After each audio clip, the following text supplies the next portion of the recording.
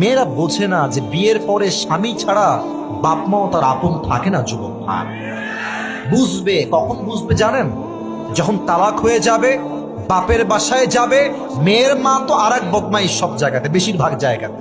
মাফ করবেন, মাফ করবেন, সব মেয়ের মা বদমাইশ না, তবে 80% সংসারে ডিভোর্স হয়ে যায় শাশুড়ি কুটনামির জন্য। যুবক ভাড়া আমার, শাশুড়ি বলে এই চলে আয়, তোর জন্য আমি ছেলে এনে দিব, ভালো ছেলে পাবি।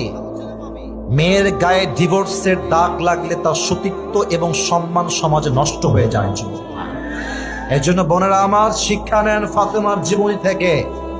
হাজার ঝগড়া হবে, হাজার মারামারি হবে, স্বামী হাজার গালি দিবে, তবুও স্বামী আপনার আপন, দুনিয়ার কেউ আপনার আপন নয় যুবক ভাড়া, ঠিক কিনা বলে?